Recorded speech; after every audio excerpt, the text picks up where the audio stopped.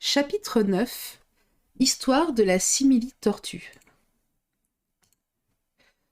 Tu ne saurais croire combien je suis heureuse de te revoir, ma chère, dit la duchesse, tout en glissant affectueusement son bras sous celui d'Alice et en s'éloignant d'elle. Alice fut enchantée de la trouver de si charmante humeur, et elle pensa que c'était peut-être le poivre qui l'avait rendue si furieuse lorsqu'elle l'avait vue pour la première fois dans la cuisine. « Moi, quand je serai duchesse, pensa-t-elle, mais sans se faire beaucoup d'illusions, je n'aurai pas un seul grain de poivre dans ma cuisine. La soupe est tout aussi bonne sans.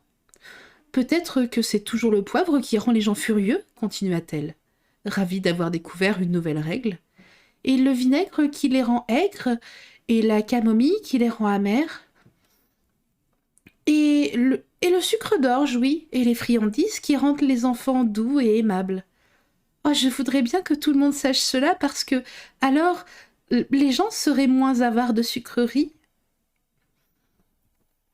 Ayant complètement oublié l'existence de la duchesse, elle fut un peu saisie en entendant sa voix tout près de son oreille. « Ma chère enfant, tu es en train de penser à une chose qui te fait oublier de parler. Pour l'instant, je ne peux pas te dire quelle est la morale à tirer de ce fait, mais je m'en souviendrai dans un instant. » « Peut-être qu'il n'y a pas de morale à en tirer ?» risqua Alice. « Allons donc !» s'exclama la duchesse. « On peut tirer une morale de tout. Il suffit de la trouver. » Et en disant cela, elle se pressait de plus en plus étroitement contre Alice. Alice n'aimait pas du tout avoir la duchesse si près d'elle. D'abord parce qu'elle était vraiment laide, ensuite parce qu'elle avait exactement la taille qu'il fallait pour pouvoir appuyer son menton sur l'épaule d'Alice. Et c'était un menton désagréablement pointu. Néanmoins, comme elle ne voulait pas être grossière, elle supporta de son mieux ce désagrément. « On dirait que la partie marche un peu mieux ?» fit-elle observer. « C'est exact. Et la morale de ce fait est...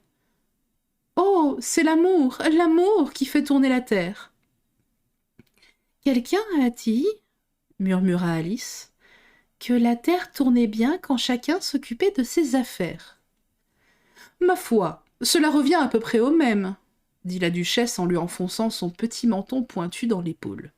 Puis elle ajouta. « Et la morale de ce fait est « Occupez-vous du sens et les mots s'occuperont d'eux-mêmes. » »« Mais quelle manie elle a de tirer une morale de tout ?» pensa Alice. « Je parie que tu te demandes pourquoi je ne mets pas mon bras autour de ta taille, » reprit la duchesse après un moment de silence. « C'est parce que je ne suis pas sûre de l'humeur de ton flamand. Faut-il que je tente l'expérience ? » « Il pourrait vous piquer d'un coup de bec, » dit Alice, prudemment, qui ne tenait pas du tout à la voir tenter l'expérience. « Tout à fait exact. Les flamands et la moutarde piquent également. Et la morale de ce fait est « qui se ressemble, s'assemble. » « Mais la moutarde ne ressemble pas à un flamand, » fit remarquer Alice. « Oui, tu as raison, comme d'habitude. Ce que tu exprimes clairement les choses, très chère. »« Il me semble bien que la moutarde est un minéral, » poursuivit Alice. « Bien sûr que c'en est un, » confirma la duchesse, qui semblait prête à approuver toutes les paroles d'Alice. « Il y a une grande mine de moutarde tout près d'ici, et la morale de ce fait est « Garde-toi tant que tu vivras de juger les gens sur la mine. »« Oh, je sais !» s'exclama Alice, qui n'avait pas écouté cette dernière phrase. « C'est un végétal. Cela n'en a pas l'air, mais c'en est un tout de même. »« Je suis entièrement d'accord avec toi, » dit la duchesse. « Et la morale de ce fait est soit ce que tu veux avoir l'air d'être, ou pour parler plus clairement, ne te crois jamais différente de ce qui aurait pu paraître aux autres ce que tu étais, ou aurait pu être n'était pas différent de ce que tu avais été, qui aurait pu leur paraître différent. »« Je crois, » fit observer Alice poliment, « que je comprends cela beaucoup mieux si je le voyais écrit, mais je crains de ne pas très bien vous suivre quand vous le dites. »« Oh, ce n'est rien à côté de ce que je pourrais dire si je voulais, » répliqua la duchesse d'un ton satisfait. Oh, je vous en prie, ne vous donnez pas la peine d'en dire plus long, déclara Alice. Oh, mais cela ne me donnerait aucune peine, affirma la duchesse. Je te fais cadeau de tout ce que j'ai dit jusqu'à présent. Voilà un cadeau qui ne lui coûte pas cher, pensa Alice. Je suis bien contente qu'on ne me donne pas des cadeaux d'anniversaire dans ce genre. Mais elle ne se hasarda pas à exprimer ceci tout haut. Encore en train de réfléchir ? Demanda la duchesse en lui enfonçant de nouveau son petit menton pointu dans l'épaule. J'ai bien le droit de réfléchir, répliqua Alice sèchement, car elle commençait à se sentir un peu agacée. À peu près autant que les cochons ont le droit de voler, déclara la duchesse, et la mort. Mais à cet instant précis, à la grande surprise d'Alice, la voix de la duchesse s'éteignit au beau milieu de son mot favori, morale, et le bras qu'elle avait passé sous celui de sa compagne se mit à trembler. La fillette leva les yeux, devant elle se dressait la reine, les bras croisés, et le visage aussi menaçant qu'un ciel d'orage. « Belle journée, votre majesté !» commença la duchesse d'une voix faible et basse. « Je ne veux pas vous prendre en traître !» hurla la reine en tapant du pied, « mais je vous avertis d'une chose. Ou bien vous vous ôtez de là, ou bien je vous ôte la tête. Et cela en un rien de temps. Faites votre choix. » La duchesse fit son choix et disparut en un instant. « Continuons la partie !» dit la reine à Alice qui, trop effrayée pour pouvoir prononcer un mot, la suivit lentement jusqu'au terrain de croquet. Les autres invités avaient profité de l'absence de la reine pour se reposer à l'ombre, mais dès qu'ils la virent arriver, ils se hâtèrent de reprendre la partie tandis que Sa Majesté se contentait de déclarer qu'un moment de retard leur coûterait la vie. Pendant tout le temps que dura la partie, la reine n'arrêta pas de se disputer avec les autres joueurs et de crier « Qu'on lui coupe la tête ! Qu'on lui coupe la tête !» Ceux qu'elle condamnait étaient aussitôt arrêtés par les soldats qui, naturellement, devaient cesser d'être des arceaux pour pouvoir procéder aux arrestations. De sorte qu'au bout d'une demi-heure environ, il ne restait plus d'arceaux et que tous les joueurs, sauf le roi, la reine et Alice, étaient arrêtés, attendant l'exécution de la sentence. Alors la reine s'arrêta, tout hors d'haleine, pour demander à Alice « As-tu déjà vu la simili-tortue » ? « Non, je ne sais même pas ce que c'est qu'une simili-tortue. » « C'est ce avec quoi on fait de la soupe à la simili-tortue. »« Mais je n'en ai jamais vu, ni entendu parler. »« En ce cas, suis-moi, elle te racontera son histoire. » Tandis qu'elles s'éloignaient ensemble, Alice entendit le roi dire à voix basse à toute la société « Je vous fais grâce. »« Allons, c'est parfait. » pensa-t-elle, car le nombre des exécutions ordonnées par la reine l'avait rendue très malheureuse. Bientôt, elles rencontrèrent un griffon qui dormait profondément, étendu en plein soleil. Si vous ne savez pas ce que c'est qu'un griffon, regardez l'image. « Debout, paresseux !» cria la reine. « Amène cette jeune fille à la simili-tortue pour que celle-ci lui raconte son histoire. Il faut que j'aille m'occuper des quelques exécutions que j'ai ordonnées. » Sur ces mots, elle s'éloigna, laissant Alice seule avec le griffon. L'aspect de cet animal ne lui plaisait guère, mais elle se dit que, après tout, elle serait plus en sécurité en restant près de lui qu'en suivant cette reine féroce. Aussi, elle attendit. Et je vous fais justement une insertion d'image pour que vous puissiez voir le griffon en question.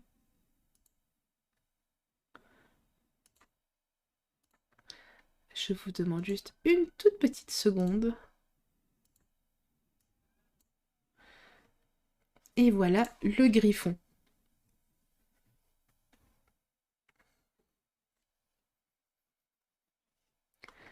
Et sur ce, je vous propose que l'on reprenne.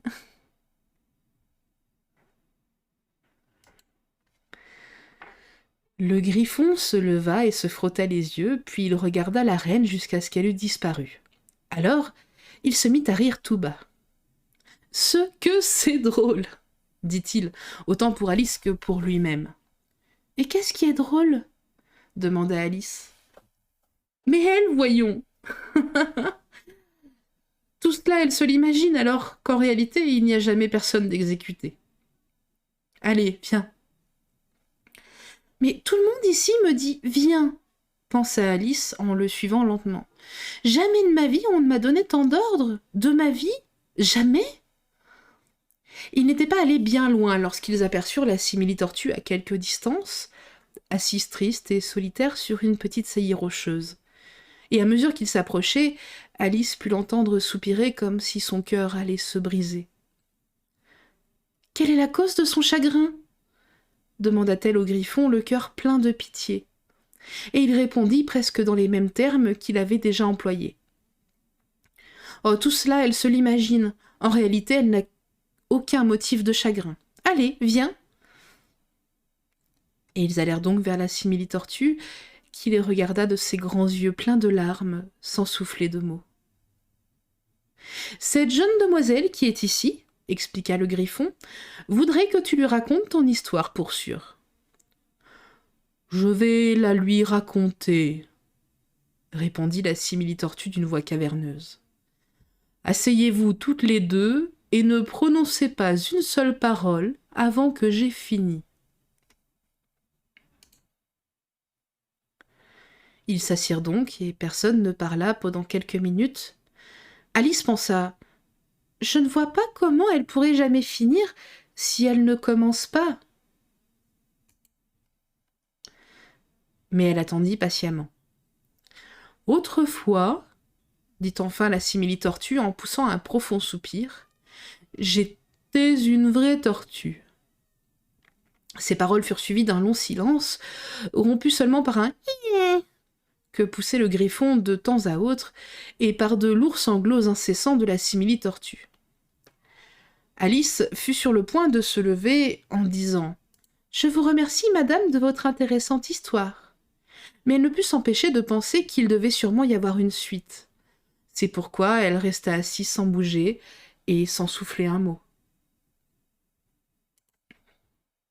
« Quand nous étions petits, reprit finalement la simili-tortue d'une voix plus calme, mais en poussant encore un léger sanglot de temps en temps, nous allions à l'école de la mer.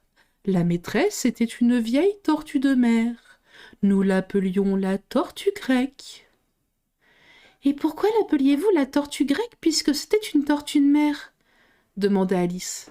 « J'ai lu quelque part que la tortue grecque était une tortue d'eau douce. » « Nous l'appelions la tortue grecque parce qu'elle savait le grec, » répondit la simili-tortue avec colère. « Vraiment, je te trouve bien borné. »« Tu devrais avoir honte de poser une question aussi simple, » ajouta le Griffon, après quoi tous deux restèrent assis en silence, les yeux fixés sur la pauvre Alice qui aurait bien voulu disparaître sous terre. Enfin, le Griffon dit à la simili-tortue « Reprends la suite, ma vieille, et tâche que cela ne dure pas toute la journée. » Et elle continua en ces termes.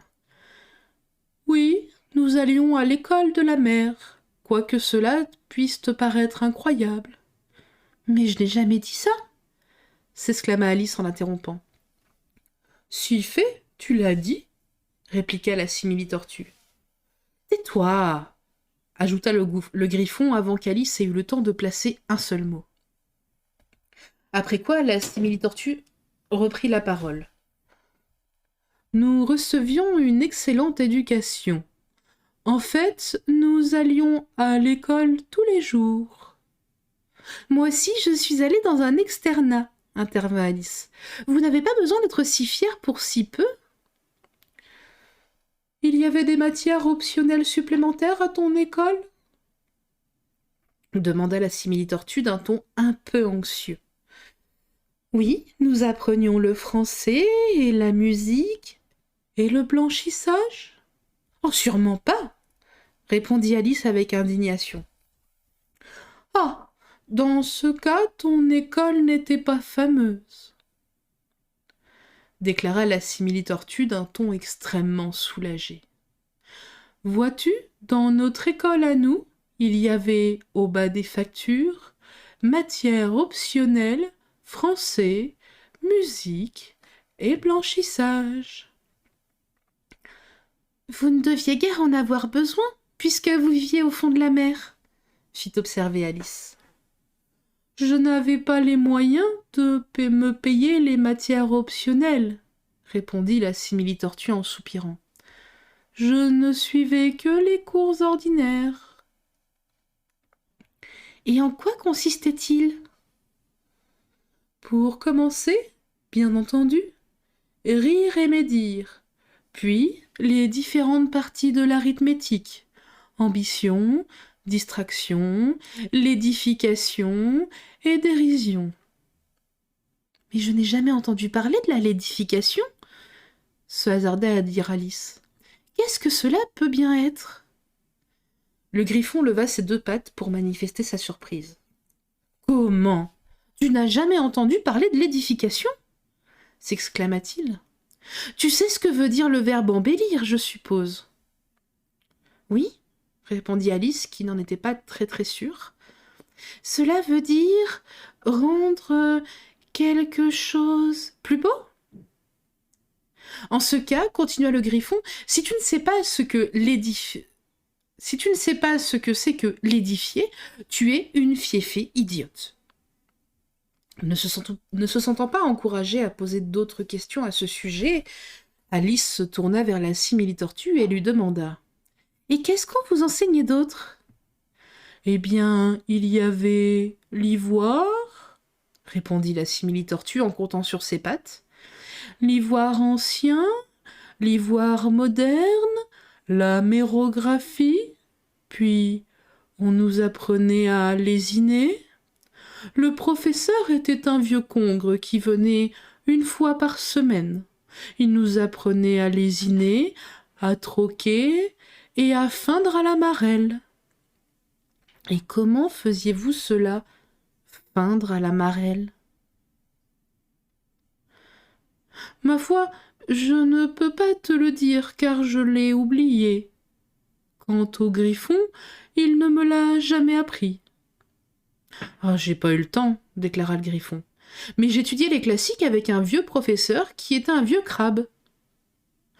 Je n'ai jamais pu suivre ses cours, poursuivit la tortue en soupirant. On disait qu'il enseignait le patin et la greffe. Oui, c'était bien vrai, oui, bien vrai, affirma le griffon en soupirant à son tour. Sur quoi les 2 créatures se cachèrent le visage dans les pattes. Et combien d'heures de cours aviez-vous par jour? Demanda Alice, qui avait hâte de changer de sujet de conversation. 10 heures le premier jour, répondit la simili-tortue, 9 heures le lendemain, et ainsi de suite, en diminuant d'1 heure par jour. Quelle drôle de méthode! S'exclama Alice. C'est pour cette raison qu'on appelle cela des cours, fit observer le griffon, parce qu'ils deviennent chaque jour plus courts. C'était là une idée tout à fait nouvelle pour Alice, et elle y réfléchit un moment avant de demander. Mais alors, le 11e jour de cours était un congé? Mais naturellement, dit la simili-tortue. Et que faisiez-vous le 12e jour? Continua Alice vivement. Cela suffit pour les cours, déclara le griffon d'une voix tranchante. Parle-lui un peu des jeux à présent.